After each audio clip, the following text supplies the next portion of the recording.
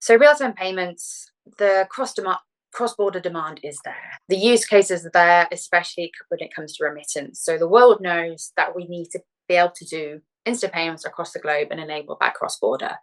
The world is getting smaller and trading people are moving around faster. Money needs to do the same.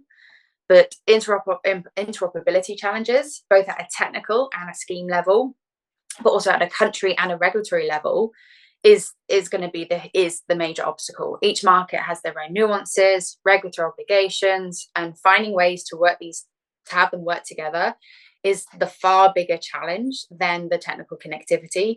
And we've seen that. And you mentioned P27 earlier. I think that was a good example. We don't know all the details of what was going on behind the scenes, but the technical bit, I'm sure, was pretty straightforward. Getting those kind of liability and legal agreements and actually deciding how it's going to work in practice, that's the difficult bit. And so that's where a lot of work really needs to take place. And we spoke about the kind of Singapore market earlier. They had a great partnership with Malaysia. They jointly worked together to launch a scheme, and that's the only way this can be done. It's by these global markets working together. It can't be done in silo, and it's got to be thought about, referring back to my previous point, in a future thinking way. So if you look at some of the kind of traditional challenges we've had with payments, I think it becomes more prominent when it comes to real-time payments because it is kind of irrefutable and it's atomic settlement. Fraud, equity fraud in particular, has been one of the biggest challenges we've had to solve for, and I don't think we've quite solved for as yet. So I think it's very important for us to understand the liability model, establish that model that will enable real-time payments, and really protects the consumer at the end of the day. So fundamental to consumer duty when it comes to financial service providers. And then if you come back to the kind of technology aspects of it, how do we really enable the latency requirements, the actual technical requirements? How do we set up our networks? How do we enable our applications that need to sit up on top of critical national infrastructure that drives real-time payments?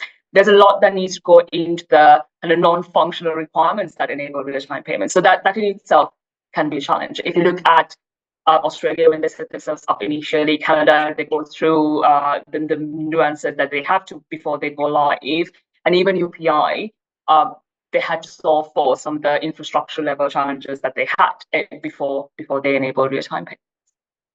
Yeah, you're definitely touching on some incredibly important points. We all talk about the need for speed and the need for cross-border, but adding in, general country latencies, how fast is the internet, how quickly can you sanction screening, AML checks, all the extra things you have to do as soon as cross-border is involved. How can you do all that within a few seconds?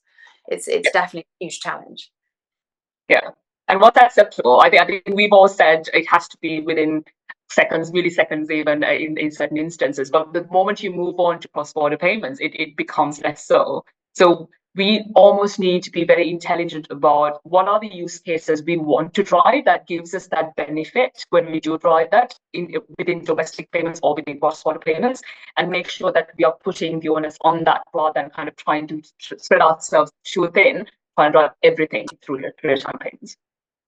Exactly. Yeah, it goes back to what is the use case. We've been talking about which markets have had huge success and growth in instant payments and which haven't. And it's the ones that had a clear use case, like India, to replace cash, that had the best growth. I think you're totally right. If you go after everything, it's going to be far too painful. It almost makes me think about almost think like a fintech.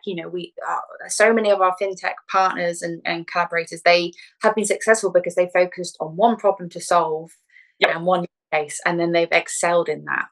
How can we almost think like a fintech in a global space? The best return on investment. Let us figure out what that is. Yeah,